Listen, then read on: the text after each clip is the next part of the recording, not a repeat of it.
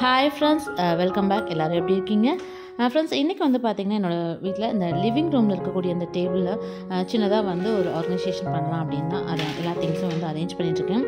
ஏன்னா இங்கே வந்து பார்த்திங்கன்னா அந்த ஹோம் தேட்டர் இதுக்கு நடுவில் பார்த்திங்கன்னா கொஞ்சம் ஸ்பேஸ் இருக்கும். அங்கே ஒயர் நிறையா இருக்கிறதுனால ஸோ அந்த இடத்துல பார்க்குறதுக்கே வந்து நிறையா ஒயர்ஸ் இருக்கிறதுனால கொஞ்சம் அசிங்கமாக இருக்குது. அதை கொஞ்சம் மறைக்கிற மாதிரியும், இன்னொன்று பார்த்திங்கன்னா வீட்டுக்குள்ள உள்ள என்ட்ரி ஆனதுமே பார்த்திங்கன்னா அந்த இடத்துல வந்து ஒரு பிள்ளையார் சிலை வைக்கலாம் அப்படின்னு ரொம்ப நாளாக யோசிச்சுட்டு இருந்தேன். அது இல்லாமல் பார்த்திங்கன்னா ஒரு பழைய வீட்டில் வந்து பார்த்திங்கன்னா இந்த ஒரு சிலை வந்து அந்த ஷெல்ஃப்லேயே பூஜா ஷெல்ஃப்லேயே வந்து சரியாக இருக்கும். ஏன்னா ஹைட்டு நல்லா கரெக்டாக இருந்தது.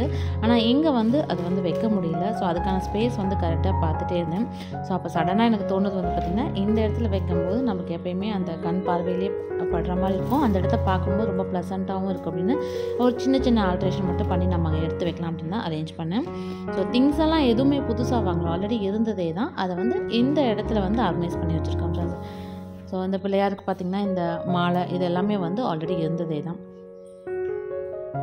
அடுத்து இதுக்கு பக்கத்துலேயே வந்து நான் எப்பயுமே வந்து அந்த ராக் சால்ட் லைட் வந்து நான் போட்டு விடுவேன். ஏன்னா அதுவும் குறிப்பாக பார்த்திங்கன்னா அதிகாலை நேரத்தில் அந்த 4 மணிக்கு பிரம்ம முகூர்த்த நேரத்தில் எழுந்திரிச்சிட்டு அந்த லைட்டை நீங்கள் போட்டால் அதை பார்க்கும்போது மைண்டுக்கு அவ்வளோ ப்ளசண்ட்டாக இருக்கும், ரொம்ப ரிலாக்ஸேஷனோடு இருக்கும்.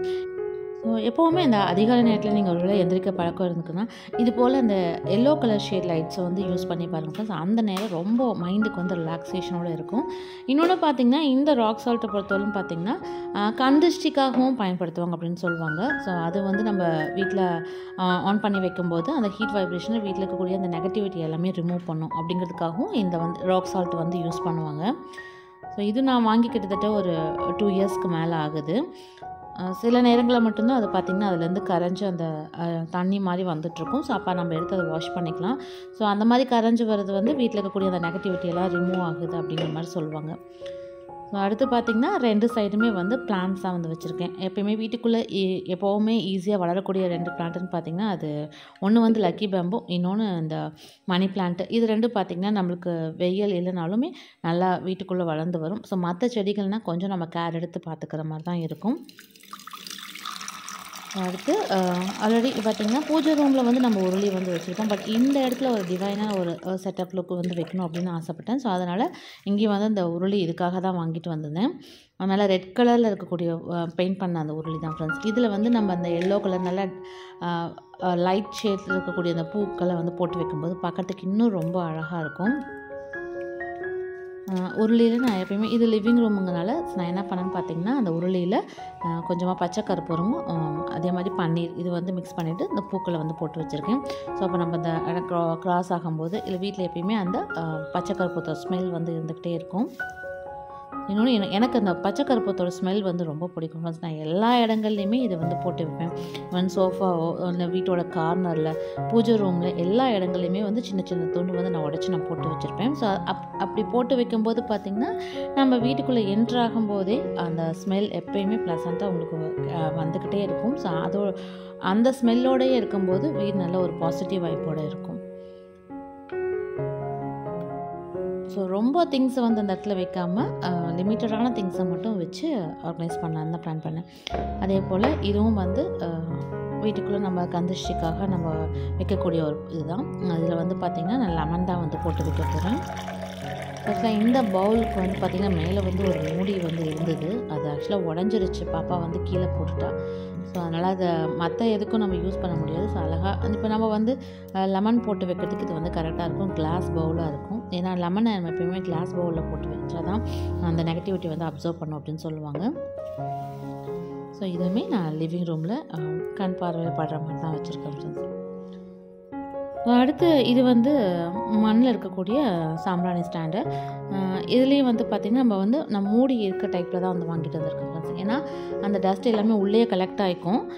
இன்னொன்று வந்து பார்த்திங்கன்னா நம்ம டேரெக்டாக அப்படியே அந்த சாம்பிராணி நம்ம எது போடுறதா இருந்தாலும் அந்த கம்ப்யூட்டர் சாம்பிராணி தான் மேக்ஸிமம் இதுக்குள்ளே வந்து வைப்போம். அது வந்து அப்படியே உள்ளே போட்டு வச்சோன்னு பார்த்திங்கன்னா அந்த இது சில இடத்துல போய் பிசின் மாதிரி ஒட்டிடும். அதனால் திரும்ப திரும்ப நம்ம க்ளீன் பண்ணுறது கொஞ்சம் கஷ்டமாக இருக்கும். அதனால் உள்ளுக்குள்ளே வந்து ஒரு சின்ன அகல் வந்து வச்சுட்டேன். நம்ம அந்த அகல் வந்து எப்போ வேணாலும் நம்ம அதை எடுத்துகிட்டு புது அகல் வச்சுக்கலாம். ஸோ அப்போ அதனால் அந்த சாம்பிராணி ஸ்டாண்டும் வந்து பார்த்திங்கன்னா எப்பயுமே வந்து புதுசு மாதிரியே இருக்கும். உள்ளுக்குள்ளே நம்ம ரொம்ப அழுத்தி தேய்க்கணுங்கிற அவசியம் இல்லை. ஸோ அடுத்து இங்கே பார்த்தீங்கன்னா பிள்ளையாருக்கு முன்னாடி எப்போவுமே வந்து தீபம் ஏற்றுறதுக்காக வந்து நாங்கள் ஒரு மண் விளக்கு வந்து வச்சுருக்கேன். கீழே ஒரு ஸ்டாண்ட் வச்சு. இந்த மண் விளக்கு வந்து பார்த்திங்கன்னா நான் வந்து பெயிண்ட் பண்ணியிருக்கேன் ஃப்ரெண்ட்ஸ். அது ஆல்ரெடி உங்களுக்கு தெரியும். நான் கோல்டன் கலர் அக்ரிலிக் பெயிண்ட்டு தான் வந்து பண்ணியிருக்கேன். ஏன்னா அது வந்து வாட்டர் ப்ரூஃப், நீங்கள் தண்ணியில் வாஷ் பண்ணாலும் போகாது. ஒரு தடவை நம்ம பெயிண்ட் பண்ணால் குறைஞ்சபட்சம் ஒரு 6 மாதம் வரலுமே அந்த பெயிண்ட் அப்படியே இருக்கும். ஏன்னா நிறைய பேர் வந்து இந்த மண் விளக்கு வந்து தீபம் ஏற்றி வைக்கும்போது பார்த்தீங்கன்னா, அதில் வந்து எண்ணெய் வந்து கசிஞ்சிட்டே இருக்குது அப்படின்னு சொல்லுவீங்க. ஸோ அதனால் இந்த மாதிரி பெயிண்ட் பண்ணி வச்சுக்கோங்க ஃப்ரெண்ட்ஸ். அதில் வந்து அக்ரிலிக் கலர் மெட்டாலிக் பெயிண்ட்டுன்னு இருக்கும். இதை வந்து இந்த ரோட் சைடில் இருக்கக்கூடிய சிலைகளுக்கெல்லாம் வந்து இந்த பெயிண்ட் தான் வந்து பண்ணுவாங்க. ஏன்னா அந்த பெயிண்ட் பண்ணும்போது வந்து பார்த்திங்கன்னா, மழை வந்தாலும் சரி, இல்லை வெயில் அடித்தாலும் அது வந்து சீக்கிரமாக உறிஞ்சு வராமல் ரொம்ப நாளைக்கு வந்து இருக்கும். ஸோ அதனால தான் இந்த பெயிண்ட்டை நீங்கள் விளக்கு அடிச்சிங்கன்னா ரொம்ப நாளைக்கு வந்து அந்த பெயிண்ட் உறிஞ்சு வராமல் இருக்கும். நீங்கள் தண்ணியில் கூட வாஷ் பண்ணியும் வச்சுக்கலாம். ஸோ அடுத்து நான் சொன்னேன், இந்த சாம்பிராணி ஸ்டாண்டுக்குள்ளேயுமே பார்த்திங்கன்னா ஒரு சின்னதாக வந்து அகல் வச்சுட்டு அதுக்குள்ளே தான் வந்து சாம்பிராணி வந்து ஏற்றி வச்சுருக்கேன். ஏன்னா நம்ம மண்ணாக இருக்கக்கூடிய சாம்பிராணி கப்பாக இருந்தாலும் கூட நீங்கள் அடிக்கடி வாஷ் பண்ணும்போது அந்த மேலே இருக்கக்கூடிய அந்த மண் வந்து உறிஞ்சு வந்துடும். இல்லைனா அந்த பிசின் மாதிரி வந்து பிடிக்கும் இல்லைங்களா? அதுக்காக நம்ம உள்ளுக்குள்ளே ஒரு அகல் வந்து வச்சுட்டோம்னா நம்ம அதை மட்டும் எடுத்து வாஷ் பண்ணிக்கலாம். இல்லைனா கொஞ்சம் பழசாயிடுச்சுன்னா அதை தூக்கி போட்டு வேறு வந்து வச்சிடலாம். ஸோ அதனால் இந்த சாம்பிராணி ஸ்டாண்டுமே எப்பயுமே வந்து நீட்டாகவும் நம்ம மெயின்டைன் பண்ணிக்கலாம். ஸோ இங்கே வந்து இப்போ தான் வந்து அந்த லிவிங் ரூமுக்கே ஒரு தனியாக ஒரு கடை வந்த மாதிரி இருக்குது. எனக்கும் ரொம்ப மன திருப்தியாக இருந்தது அரேஞ்ச் பண்ணது எல்லாமே. ஸோ பாருங்கள், ஃபைனல் லுக்காக இப்படி தான் இருக்குது. ஸோ நான் அடுத்து அந்த லைட் வந்து நான் ஆன் பண்ணி காமிக்கிறேன் ஃப்ரெண்ட்ஸ். அந்த லைட் எரிஞ்சதுக்கப்புறம் அந்த இடத்துல எப்படி இருக்குன்னு பாருங்கள். இது வந்து ஏர்லி மார்னிங் டைமில் 4 o'clock நம்ம வந்து அந்த இடத்துல தீபம் ஏற்றி வச்சு இது போல் லைட்டு போட்டு வைக்கும்போது பார்க்குறதுக்கு ரொம்ப மைண்டுக்கு ரிலாக்ஸேஷனோடு இருக்கும். நல்ல ஒரு பாசிட்டிவ் வைப்போடு இருக்கும். ஸோ நான் இந்த ஒரு செட்டப் தான் ரெடி பண்ணணும் அப்படின்னு எதிர்பார்த்தேன். ஸோ நினச்ச மாதிரி ரொம்ப திருப்தியாக வந்து அமைஞ்சிருக்கு. ஸோ இந்த ஸ்மால் டெக்கரேஷன் ஐடியா உங்களுக்கு பிடிச்சிருந்ததா அப்படிங்கிறதையும் கமெண்ட்டில் சொல்லுங்கள் ஃப்ரெண்ட்ஸ். ஸோ அதே போல் இங்கே வந்து பிள்ளையாருக்கு நீங்கள் பூ வைக்கிறதுக்கும் பார்த்திங்கன்னா, அந்த இது போல் ஒத்தையாக இருக்கக்கூடிய பூக்கள்லாம் சுலபமாக வைக்கலாம். பேக் சைடில் வந்து பார்த்திங்கன்னா பேனாவோட மூடியை வந்து ஒட்டிட்டு அதை செல்லட்டு போட்டு ஒட்டி வச்சுருங்க ஃப்ரெண்ட்ஸ். ஸோ அப்போ அழகாக நம்ம பூக்களும் வந்து வைக்க முடியும். ஸோ அதிகாலை நேரத்தில் இது போல் பூக்களை வச்சு நம்ம தீபம் ஏற்றி பூஜை செய்யும்போது ரொம்ப மனநிறைவோடு இருக்கும். ஸோ இந்த ஒரு செட்டப் தான் நான் ரெடி பண்ணணும்னு நினச்சேன். அதே போல் அமைஞ்சிருக்கு. ரொம்ப ரொம்ப சந்தோஷமாக இருக்குது ஃப்ரெண்ட்ஸ்.